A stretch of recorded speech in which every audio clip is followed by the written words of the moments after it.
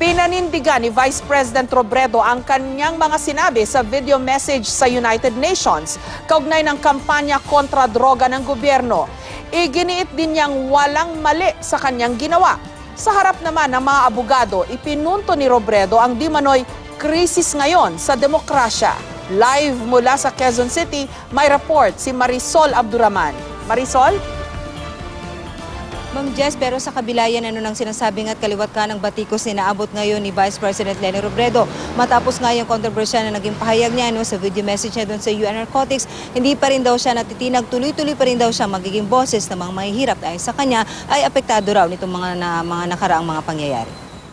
Then Executive Director of the DRC Net Foundation. Batid ni Vice President Leni Robredo ang kaliwat ka ng batikos na inani niya dulot ng video message na ito na ipinadala niya sa United Nations. Pangunahin na riyan ang pagdududa sa kanya na inaambisyon daw niya ang pagkapangulo. Yung ating pagpapahayag ng pagkontra sa mga pulisiya ng gobyerno, hindi po yun nangangahulugan na gusto nating agawin yung posisyon. Wala po tayong ganon na pangarap.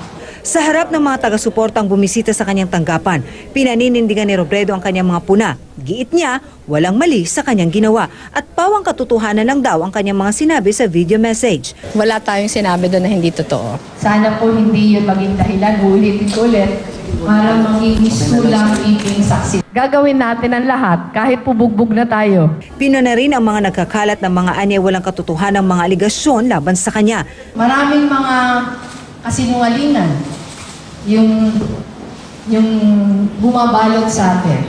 At maraming naniniwala sa mga kasinungalingan. Pero po tayo na dumaan sa matinding paghihirap, alam natin kung anong totoo. Pinasaringan din niya ang nakalaban sa eleksyon na si dating Senador Bongbong Marcos. Mahirap po yata talagang kalaban yung Marcos. Siguro kung hindi Marcos yung kalaban natin, hindi naman ganito kagulo. Pero alam po natin na walang pagtanggap ng pagkatalo. Pero parang dinadama yung buong bansa dahil ayaw lang tanggapin yung pagkatalo. Nabalitaan na ni Robredo ang panawagan ni Pangulong Duterte na tigilan na ang mga impeachment complaints at pambabatikos kay Robredo. Hindi ko pa napanood yung interview. Pero kung sinabi niya yun, tingin ko para naman yun sa bansa natin. Handa ba siyang magkapagtulungan sa Pangulo sa kabila ng mga issue sa kanila? Parati naman akong para sa working together. Kaugnay naman sa balak na ihain sa kanyang impeachment complaint ang isang grupo ng mga abogado at ang pag-ungkat sa kanyang SALN, sabi ni Robredo. Yung SALN hindi siya yung parang pinakabasehan eh. Tingnan nila yung pagbuhay, tingnan nila kung saan ako nakatira, tingnan nila, di ba?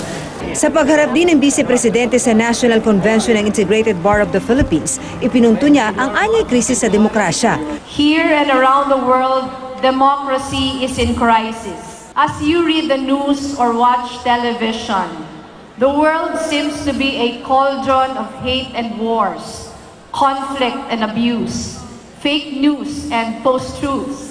Kahapon lang, inanunsyo ng Volunteers Against Crime and Corruption of VACC na pinag-aaralan nilang magsampa ng disbarment case laban kay Robredo.